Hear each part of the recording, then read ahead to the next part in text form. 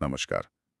आज हम एक ऐसे टॉपिक पर बात करने वाले हैं जो इंडियन रेलवे से सफर करने वाले हर इंसान से जुड़ा हुआ है। हम्म। ट्रेनों में आग का खतरा। अक्सर हमें लगता है कि ये कोई बहुत बड़ी कोई तकनीकी गड़बड़ी से होने वाली चीज होगी, लेकिन हमारे पास जो रिपोर्ट्स और रेलवे के अपने नोटिस हैं, वो एक बिल्कुल अलग ही कहानी बताते हैं। हाँ, और आज की हमारी बातचीत का मकसद भी यही समझना है कि कैसे एक जली हुई बीड़ी, जो देखने में एक बहुत ही छोटी सी लापरवाही लगती है, वो एक भयानक हादसे की वजह बन सकती है। सही बात है।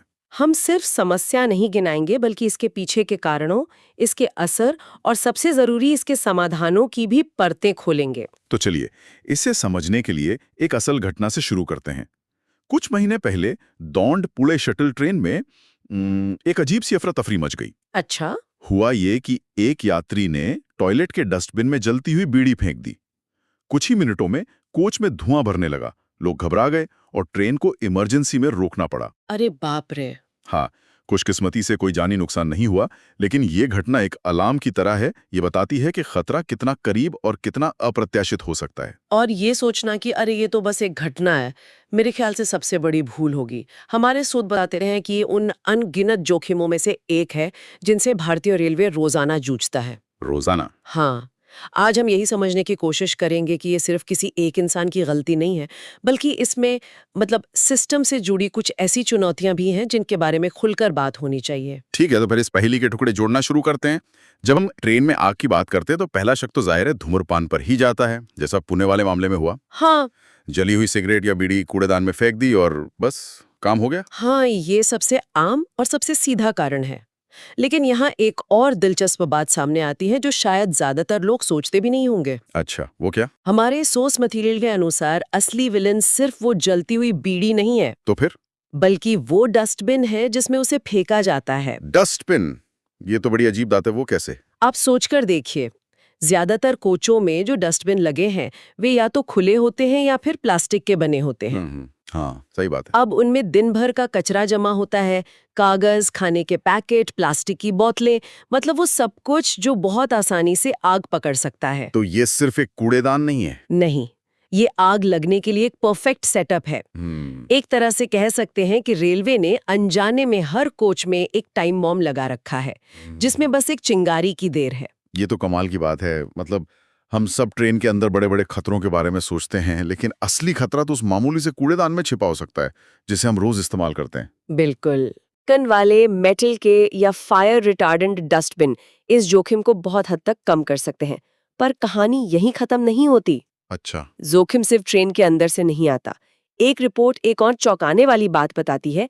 कई बार ट्रेनों के fire and smoke detection system यानी FSDS अचानक बजने लगते हैं और ट्रेन रुक जाती है। और जब जांच होती है तो पता चलता है कि ट्रेन में तो कोई आग लगी ही नहीं है। तो फिर सेंसर क्यों बजा? मतलब कोई फॉल्ट था सिस्टम में? नहीं, फॉल्ट नहीं था, बल्कि धुआं था। धुआं? हाँ, धुआं। लेकिन ये धुआं ट्रेन के अंदर से नहीं बल्कि बाहर से आया था। पटरियों के पास किसी ने कूड़े का ढेर जला रखा था या कोई अलाव जल रहा था और उसका धुआं कोच के वेंटिलेशन सिस्टम से अंदर आ गया। अरे। और सेंसर एक्टिवेट हो गया। नतीजा, ट्रेन रुकी, सेवाएं लेट हुईं और हजारों यात्री परेशान हुए, जबकि आग ट्रेन में लगी भी नहीं थी। वाह, ये तो मैंने कभी सोचा ही नहीं था। इसका मतलब है कि हम ट्रेन के अंदर बैठे यात्रियों के खतरों की बात कर रहे हैं, लेकिन असल में खतरा ट्रैक के बाहर किसी के घर के पीछे जल रहे कूड़े से भी आ सकता है। हाँ। ये तो पूरे जोखिम को देखने का नजरिया ही बदल देता है। हाँ, ये पूरे सिस्टम की जटिलता को दिखाता है। हालांकि देखिए, ऐसा नहीं है कि सिर्फ यही एक वजह है। कभी कभी बिजली के शॉर्ट सर्किट जैसी तकनीकी खराबी भी आग का कारण बनती है। अच्छा, हाँ, वो तो है। पर हमारे पास जो स्रोत है वो इस बात पर बहुत जोर देते हैं कि ज्यादातर मामलों की जड़ में मानवीय लापरवाही ही है। यहाँ एक सवाल उठता है, ये सिर्फ लापरवाही का मामला है या ये गैर कानूनी भी है? क्योंकि हम सब जानते हैं कि ट्रेनों पर लिखा होता है धूम्रपान करना मना है या ज्वलनशील पदार्थ ले जाना अपराध है। तो ये नियम कितने सख्त हैं? क्या ये सिर्फ कागजी शेर हैं या जमीन पर इनका कोई असर भी दिखता है? ये बहुत अच्छा सवाल है। नियम बहुत साफ और सख्त है। रेलवे अधिनियम के तहत ट्रेनों में किसी भी तरह का ज्वलनशील या विस्फोटक पदार्थ जैसे पटाखे, गैस सिलेंडर, तेजाब, केरोसिन कुछ भी ले जाना एक दंडनीय अपराध है। दंडनीय अपराध। हाँ, ये नियम मजाक के लिए नहीं, बल्कि हजारों यात्रियों की सुरक्षा के लिए बनाया गया है और इसका उल्लंघन करने पर जेल और जुर्माना दोनों का प्रावधान है। लेकिन क्या ये असल में लागू होता है? क्योंकि त्योहारों के समय, खासकर दिवाली के आसपास, अक्सर सुनने में आता है कि लोग चोरी छुपे पटाखे या दूसरी चीजें लेकर यात्रा करते हैं। देखिए, लागू करने की कोशिश तो पूरी होती है, लेकिन भारत की आबादी और रेलवे के विशाल नेटवर्क को देखते हुए हर एक यात्री के हर एक बैग की जांच करना वो लगभग असंभव है। सही बात है। विस्फोटक सामान को रेलवे से भेजने की एक खास प्रक्रिया होती है, जिसमें सुरक्षा के कड़े मानक अपनाए जाते हैं। लेकिन जब कोई यात्री अपने बैग में छिपाकर इसे ले जाता है, तो वो पूरे कोच को एक बारूद के ढेर पर बिठा देता है। ये बहुत बहुत गंभीर मामला है। तो जब पुणे ऐसी कोई घटना होती है जहां सिर्फ एक बीड़ी से आग लग जाती है, तो इसका असर सिर्फ उस ट्रेन के कुछ घंटे लेट होने तक ही सीमित नहीं रहता होगा। दांव पर और क्या क्या लगा होता है? इसका असर बहुत गहरा होता है और कई लेवल्स पर होता है। पहला और सबसे साफ है यात्रियों की जान का सीधा खतरा। सोचिए, एक बंद भीड़ वाले कोच में अचानक धुआं भर जाए। हाँ। दरवाजे खिड़कियां बंद है, भगदड़ मच सकती है, धुएं से दम घुट सकता है और स्थिति मिनटों में भयावह हो सकती है। और दूसरा असर तो पूरे नेटवर्क पर पड़ता होगा। भारतीय रेलवे का नेटवर्क हमारे शरीर की नसों की तरह है। अगर एक नस में भी ब्लॉकेज हो जाए तो पूरे सिस्टम पर असर पड़ता है। क्या बात है, बहुत सही एनालॉजी दी आपने। एक ट्रेन के रुकने का मतलब है कि उसके पीछे आने वाली दर्जनों ट्रेनें या तो रुक जाती हैं या उन्हें दूसरे रूट पर भेजना पड़ता है। इससे हजारों लाखों यात्रियों का पूरा शेड्यूल बिगड़ जाता है। एकदम सही। और एक तीसरा पहलू भी है जिस पर लोग अक्सर ध्यान नहीं देते, वो है कानूनी और आर्थिक जिम्मेदारी। अच्छा। अगर ये साबित हो जाता है कि आग आपकी लापरवाही से लगी है और उससे रेलवे की संपत्ति जैसे कोच या इंजन को नुकसान हुआ है, तो उस व्यक्ति पर न सिर्फ जुर्माना लगाया जा सकता है, बल्कि उस पर नुकसान के मुआवजे का केस भी चलाया जा सकता है। मतलब एक छोटी सी गलती की बहुत बड़ी कीमत चुकानी पड़ सकती है। बहुत बड़ी।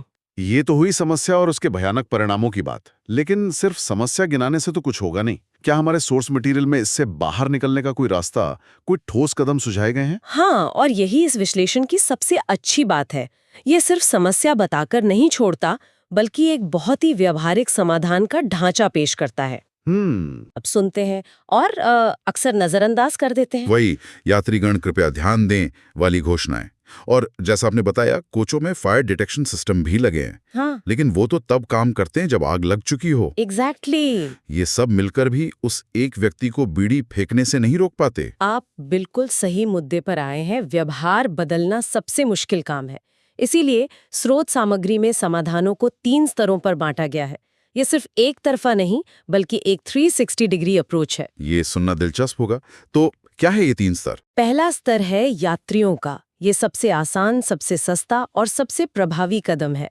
सिर्फ 2 सीधी सीधी बातें हैं। ठीक है। पहली, जली हुई सिगरेट या बीड़ी को कभी भी सीधे डस्टबिन में ना फेंकें। अगर फेंकना ही है तो उसे पूरी तरह बुझा कर फेंकें। और दूसरी, विस्फोटक सामान जैसे पटाखे, गैस सिलेंडर, तेजाब आदि लेकर यात्रा करने का ख्याल भी मन से निकाल दें। ये आपकी और आपके साथ सफर कर रहे सैकड़ों लोगों की सुरक्षा का सवाल है। ये तो बहुत बुनियादी बात है, लेकिन शायद सबसे जरूरी भी यही है ना? हाँ, बिल्कुल। और दूसरा स्तर है रेलवे प्रशासन के लिए। अच्छा, इसमें क्या है? इसमें कुछ ठोस ऑपरेशनल बदलावों का सुझाव है। पहला तो वही जिसकी हमने बात की, डस्टबिन को फिर से डिजाइन करना, उन्हें ढक्कन वाला बनाना, मेटल या फायर रिटार्डेंट मटेरियल का इस्तेमाल करना, और सबसे जरूरी उनकी सफाई की फ्रीक्वेंसी बढ़ाना ताकि ज्वलनशील कचरा जमा ही ना हो। लेकिन हजारों कोचों में डस्टबिन बदलना एक बहुत बड़ा लॉजिस्टिकल और आर्थिक काम होगा। क्या ये प्रैक्टिकल है? चुनौती भरा जरूर है, लेकिन एक कोच की कीमत या एक इंसान की जान की कीमत से बहुत कम है। इसे एक बार के निवेश के तौर पर देखना होगा। सही है। इसके अलावा मौजूदा फायर सेंसर को और बेहतर बनाने का सुझाव है ताकि वे धुएं के असली स्रोत का पता लगा सकें। मतलब ये बता सकें कि धुआं ट्रेन के अंदर से आ रहा है या बाहर से। इससे बेवजह ट्रेन रुकने की घटनाएं कम होंगी। हाँ, और नियमों को सख्ती से लागू करने का क्या? वही सबसे अहम बिंदु है, नियमों का सख्ती से पालन करवाना। इसके लिए आरपीएफ और जीआरपी यानी रेलवे प्रोटेक्शन फोर्स और गवर्नमेंट रेलवे पुलिस इनके द्वारा औचक निरीक्षण बढ़ाना। नो स्मोकिंग जोन को मजाक न बनने देना और जुर्माना लगाने की प्रक्रिया को तेज और सार्वजनिक करना। जब लोगों को पता चलेगा कि पकड़े जाने पर सिर्फ चेतावनी नहीं बल्कि असल में जुर्माना भरना पड़ता है तो एक डर पैदा होगा। ये बात तो सही है, डर से ही सही, पर लोग नियमों का पालन ज्यादा गंभीरता से करेंगे। अब आते हैं तीसरे स्तर पर। आपने कहा था कि ये एक लंबी अवधि का समाधान है, इसमें क्या शामिल है? तीसरा स्तर है नीति और संचार। ये सिर्फ नोटिस चिपकाने या घोषणाएं करने से कहीं आगे की बात है। अच्छा, इसके तहत एक स्थायी और आक्रामक जागरूकता अभियान चलाने की सिफारिश की गई है, एक जन आंदोलन की तरह, जैसे पल्स पोलियो या स्वच्छ भारत अभियान चलाए गए थे। मतलब सिर्फ ये ना बताया जाए कि ये मत करो, बल्कि ये दिखाया जाए कि अगर करोगे तो ये हो सकता है। बिल्कुल, छोटे छोटे वीडियोस जो रेलवे स्टेशनों, ट्रेनों की स्क्रीन और टिकटिंग वेबसाइट पर लगातार चलें, जिनमें आग लगने के असली वीडियो फुटेज, उसके परिणाम और पकड़े जाने पर होने वाली सजा के बारे में साफ साफ बताया जाए। इससे असर पड़ेगा। लक्ष्य ये होना चाहिए कि हर यात्री के दिमाग में ये बात बैठ जाए कि एक छोटी सी चिंगारी कितनी बड़ी तबाही ला सकती है। और क्या इस स्तर पर डेटा का भी कोई रोल है? हाँ, और ये एक बहुत ही महत्वपूर्ण सुझाव है। हर आग की घटना की, चाहे वो छोटी हो या बड़ी, फोरेंसिक जांच करके एक राष्ट्रीय डेटाबेस तैयार करना। अच्छा। इससे हमें पैटर्न समझने में मदद मिलेगी। आग क्यों लगी, किस वजह से लगी, किस तरह के कोच में लगी, दिन के किस समय लगी। इस डेटा के आधार पर भविष्य की नीतियां और रोकथाम के उपाय ज्यादा सटीक और असरदार बनाए जा सकते हैं। सही बात है। अभी हम हर घटना को अलग अलग देखते हैं, लेकिन डेटा हमें एक बड़ी तस्वीर दिखाएगा। बिल्कुल। तो आज की इस पूरी चर्चा को अगर समेटा जाए तो सार ये है कि ट्रेन में आग से सुरक्षा एक साझी जिम्मेदारी है। ये सिर्फ रेलवे या सिर्फ यात्रियों का काम नहीं है। रेलवे नई तकनीक लगा सकता है, सख्त नियम बना सकता है, लेकिन जब तक हम और आप यानी यात्रियों का व्यवहार नहीं बदलेगा तब तक ये टाइम बॉम्ब टिक टिक करता रहेगा। एक छोटी सी चिंगारी वाकई में एक बड़ी तबाही का कारण बन सकती है। बिल्कुल सही कहा। समाधान तकनीकी, प्रशासनिक और सामाजिक तीनों स्तरों पर एक साथ काम करने से ही मिलेगा। तकनीक मदद करेगी, प्रशासन नियम लागू करेगा, लेकिन सबसे तेज और प्रभावी कदम यात्रियों द्वारा अपनी आदतों में लाया गया बदलाव ही हो सकता है। सही है। ये सबसे कम लागत वाला और सबसे ज्यादा असरदार समाधान है जो आज और अभी से शुरू हो सकता है। और जाते जाते एक विचार, हमारे स्रोतों ने यात्रियों द्वारा ट्रेन के अंदर पैदा किए गए जोखिमों पर तो काफी ध्यान दिया, लेकिन उस एक उदाहरण ने जहां पटरियों के पास जलते अलाव से ट्रेन रुक गई, एक बहुत बड़ा सवाल खड़ा किया है। कौन सा सवाल? भविष्य में जब ट्रेनें और तेज होंगी और तकनीक और जटिल होगी, तब रेलवे को अपनी चलती हुई ट्रेनों को उन खतरों से बचाने के लिए क्या करना होगा जो पटरियों के बाहर से पैदा होते हैं। इस पर भी सोचना बहुत जरूरी है।